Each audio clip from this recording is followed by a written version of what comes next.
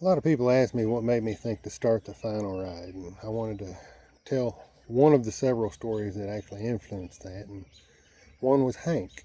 Hank was my basset hound. I bought him when he was a puppy. He had the longest ears, and that's exactly why I chose him. He was a great dog. He'd sit there on the back porch with me, and he'd drink beer with me.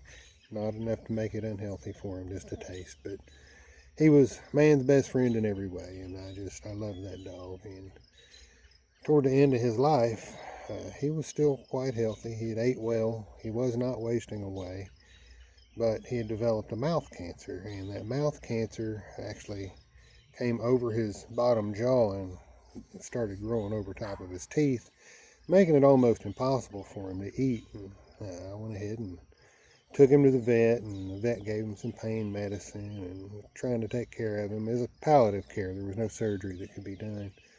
And I gave him the pain pills, and immediately Hank changed. Hank was never a mean or aggressive dog, but them pain pills can change a puppy. And it did. It made him aggressive. I think he was just grouchy because he's in pain. I mean, that's all it is. I made the choice to go on and euthanize him, and well, I had a vehicle I could transport him in. I had a vet that I'd work with, and chose to take him there and have him euthanized. And we got there and we euthanized him. And after that, what do you do? I mean, at the time I hadn't even thought about it. It was just getting Hank to stop suffering. But then I actually had a choice of whether I was going to cremate my dog or if I was going to bury my dog. And I'd always thought, I'm just going to bury him. That's what humans do. That's what we've done for centuries. That's what I'm going to do. And I took Hank back home, and this was never at a convenient time. Understand that. So when I finally decided to put Hank down, we was in the middle of one of the most significant snowfalls Kentucky's had. We actually had, I think, about 17 inches of snow on the ground, and I took this 65-pound friend of mine back home to bury.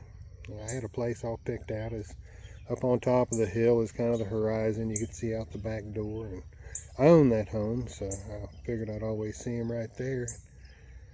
Well, I went out, and he stayed in the vehicle after his passing until I could get the hole dug. So I went out to the yard, and 17 inches of snow, and started digging a hole to bury my dog. And that turned out to be a lot more than I expected too. I was a young, vibrant man with tons of energy, and let me just tell you, I was exhausted before I hit grass. I mean, the ice and snow itself was heavy, but the emotional toll of digging a hole for a loved one was heavier than you can imagine until you've done it. Well, I finally got that hole dug, and I laid Hank in that hole. No plastic, only cotton. I gave him his blankie. I wanted him to rest with his blankie. I love that dog. And I put him down in the hole, just like has happened centuries before. Covered him with his little blankie, and then I stood at the top of that hole and I said goodbye. And there was nobody else there to complete the job I had started. And the only thing left to do was take a shovel full of dirt and start covering my best friend. And that's what I did. Again, that was an emotional toll I wasn't expecting, but I went ahead and I threw in that first shovel full of dirt. And once it covered him to where I couldn't really see him anymore, it did get easier, but the thought was still there, and I knew what I'd just done. And even though it's instinctual and we've done it our entire existence, it was rough. Again, able-bodied, full-grown man, and I know what needed done, so I did it.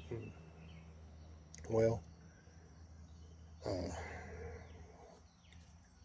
that's my story of Hank.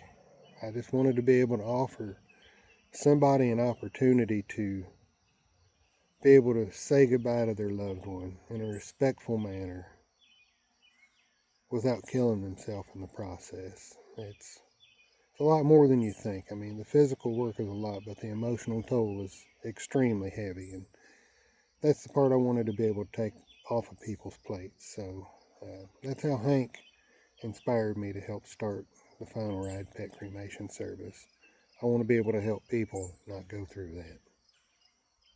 If you like the content, hit that like and follow button. Share it with a friend. It might resonate with them. But if you want to see more content, hit that follow button for me. Thanks.